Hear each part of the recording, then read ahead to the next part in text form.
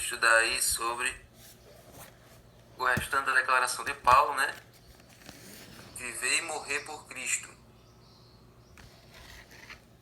Então ontem Paulo já começou a contextualizar sobre essa questão, sobre como ele acreditava que seria, né, o fim da carreira dele.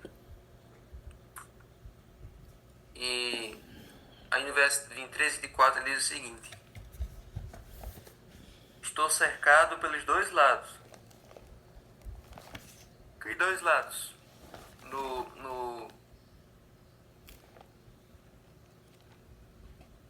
Na passagem anterior, ele diz assim: porque para mim o viver é Cristo, morrer é lucro. Aí no verso 23, ele diz: eu estou cercado pelos dois lados. Ou seja, ele está dividido entre essas duas opções: viver por Cristo ou morrer por Cristo. E o cristão, ele vive entre esses dois, entre essa encruzilhada: ou dedicar a vida por Jesus ou morrer por Jesus. Então, o cristão, ele vive por Cristo, pode até morrer por ele. E nesse sentido, a morte é um lucro. Por quê? Porque às vezes a morte do cristão é mais eficaz do que a própria vida dele, porque prova que a fé dele era uma fé de verdade. Enquanto o cristão está vivo, os outros podem até duvidar: essa fé não é de verdade. Essa fé aí não tem credibilidade, porque qualquer probleminha que vier, qualquer perseguiçãozinha que vier, esse cristão aí desiste. Vamos fazer uma pressão nele, vamos infernizar a vida dele até ele desistir.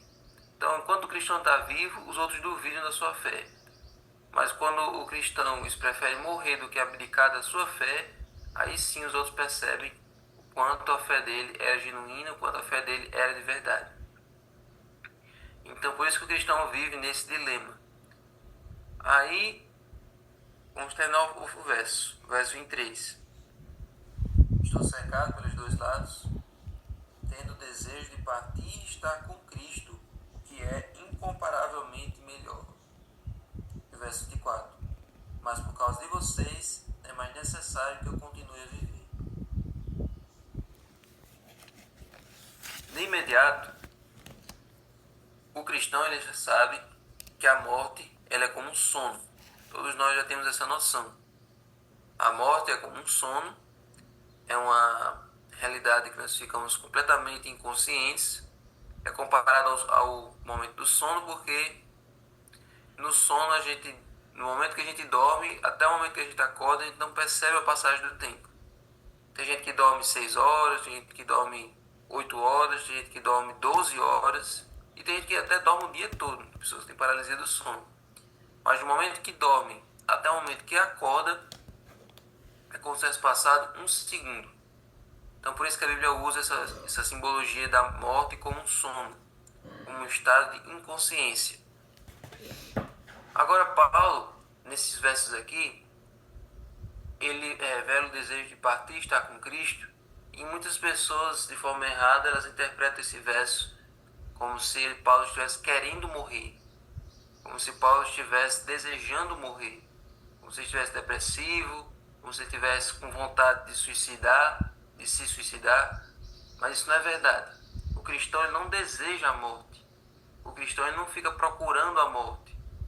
Toda pessoa que procura a morte tem algum problema, tem algum transtorno mental, está com algum problema sério na sua vida mental, no seu aspecto mental. Então a gente não deseja a morte, a gente não procura a morte. O que todos nós temos igual, o mesmo sentimento de Paulo, é encontrar Cristo, é ver Cristo. Que nós sabemos que no momento que nós morremos e nós ressuscitarmos, nós vamos ver Ele face a face. Então a nossa ansiedade, o nosso desejo é ver Cristo pessoalmente, é vê-lo face a face, que hoje a gente só vê Ele pela fé, mas um dia nós vamos ver Ele do jeito que Ele é. Então, esse é o desejo de Paulo. Então, quando a gente morre, a gente não vai direto para o céu ver Cristo. O que acontece é que a gente morre e a gente espera na sepultura até o dia da ressurreição. O que acontece é que muitas pessoas acham que no momento que a pessoa morre, já vai direto para o céu. E aqui nós sempre lembramos de Lázaro, Essa lição de hoje basicamente é o estudo da morte, né, do ouvir a voz de Deus. Quando todo mundo sabe que quando Lázaro foi ressuscitado, foi o que Jesus disse: Lázaro, vem para fora, porque Lázaro estava lá dentro da sepultura. Mas Lázaro era uma pessoa boa, uma pessoa que morreu acreditando em Jesus e tal, uma pessoa que fazia o bem. Lázaro não deveria ter ido direto para o céu. Se Lázaro estivesse no céu, Jesus não teria dito: vem para fora. Jesus teria dito: desce daí. Vem de onde você está, do paraíso, e volta para esse mundo ruim. Volta para esse mundo chato. Então seria uma punição para Lázaro sair de onde ele estava, no céu, e voltar para esse mundo. Então, não faz sentido essa ideia de quem morre vai direto para o céu e quem não fez o bem morre vai direto para o inferno. Porque se você tiver feito o bem e tiver ido para o céu, seria uma tortura para você lá no céu olhar e ver seus familiares sofrendo, ver as pessoas que você gosta ali passando fome, passando necessidade, não aguentando a dor do luto, né? Então o céu não seria um paraíso para você. E se você tivesse feito mal e tivesse ido para o inferno, também seria uma tortura para você lá queimando, que lá, segundo essa teoria, o inferno você fica queimando. Você não é consumido de imediato. Você lá nas chamas eternas, vendo a sua família se dar bem, vendo os seus inimigos se dando bem, vendo as coisas aqui prosperando e você lá queimando. De qualquer maneira, o céu imediato e o inferno imediato são teorias que a gente deve descartar. E o purgatório, porque com o purgatório, se você não é bom o suficiente para ir para o céu, você fica ali naquele estágio preparatório, naquele processo seletivo. Se você não foi ruim o suficiente, também fica ali. Você fica ali purificando os pecados, dependendo da ajuda de uma pessoa aqui na terra para levar você para cima ou para baixo. Então o purgatório descarta a existência de Jesus. Com o purgatório não precisa de Jesus como Salvador. Enfim, nem o céu imediato, nem o inferno imediato e nem o purgatório são teorias que o cristão deve aceitar. Nenhum de nós devemos aceitar isso. Então, quando Paulo fala que o desejo dele é partir e estar com Cristo, não é pensando nesse céu imediato, que ele morre e já vai direto para o céu. Ele aceita a realidade da morte como sono, ele aceita que na morte todos ficamos na sepultura, ele aceita que essa é a realidade, mas o desejo dele é no dia da ressurreição ele encontrar o seu Salvador. Esse é o nosso desejo. Então, o desejo dele é partir dessa vida e estar com Cristo. Então, o céu só vai ter graça porque vai ter Jesus. O céu só vai ter sentido, o paraíso só vai ser paraíso porque nós vamos ver Jesus face a face.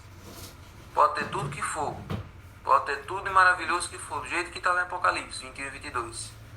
O céu pode ter as ruas de ouro, pode ter as mansões para cada um, nós vamos poder voar, pode ter o rio da vida, pode ter a árvore da vida, pode ter o planeta todo para a gente se instalar, o universo todo para a gente explorar, pode ter 1001 maravilhas. Se não tiver Jesus, não tem graça. Jesus é a razão de a gente estar ali. Jesus é o motivo por nós sairmos desse mundo e irmos para esse novo mundo. Se não fosse por ele, todos nós estaríamos condenados.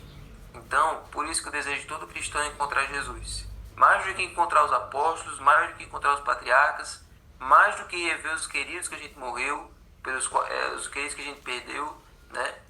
Mais do que qualquer outro motivo, o sentido do céu é Jesus. Então, por isso que o desejo de Paulo é esse. Partir e estar com Cristo, que é, sem dúvidas, muito melhor do que essa vida aqui. E é esse desejo de ver Jesus que faz com que a gente não desanime na fé, faz com que a gente se mantenha no trilho, faz com que a gente não desista em nenhum momento da caminhada cristã. Então, esse é o desejo de Paulo. Só que aí no verso 24, Paulo diz assim: mas por causa de vocês é mais necessário que eu continue a viver. Não é no sentido de decepção, não é no sentido de frustração. Mas rapaz, eu queria tanto estar no céu agora, mas por causa justo de vocês que eu estou aqui. Não é nesse sentido de frustração. É no sentido de que era mais necessário mesmo que ele ficasse. Seria muito bom se ele já estivesse lá no céu, mas no momento a missão dele era aqui. Deus não precisa de nenhum de nós no céu agora. Deus não precisa de nenhum salvo lá no céu agora. Não tem pra quê você ir pro céu agora. Você vai fazer o que lá? Enquanto tem pessoas precisando ser salvas aqui. Enquanto tiver uma pessoa no mundo que não sabe que Jesus vai voltar, a gente não tem necessidade nenhuma de estar no céu. Agora, então, enquanto tiver alguma pessoa no mundo que não sabe que Jesus é seu Salvador e não sabe da realidade de se preparar para a volta dele, nós temos uma missão para cumprir aqui. Então, por isso que Paulo entendia a realidade dele. Ele queria estar com Cristo, mas primeiro ele precisava fortalecer as igrejas que ele tinha fundado e anunciar o Evangelho em todos os lugares do mundo conhecido até então. Então, por isso que Paulo afirma que é necessário que ele continue a viver. Se ele ainda vivesse mais um pouquinho, ele ainda poderia dar muitos frutos. Se ele ainda vivesse mais um pouquinho, ele ainda poderia pregar para mais gente. E todos aqueles últimos momentos dele naquela prisão, ele não desperdiçou. Pregou para os presos, pregou para os guardas, pregou para a família do imperador, pregou para o próprio imperador e também não deixou de pregar para as suas igrejas quando ele tinha fundado. O que é importante é que nós não desperdicemos nenhum segundo da nossa vida, nem mesmo os últimos. Que cada momento da nossa vida seja voltado para a missão.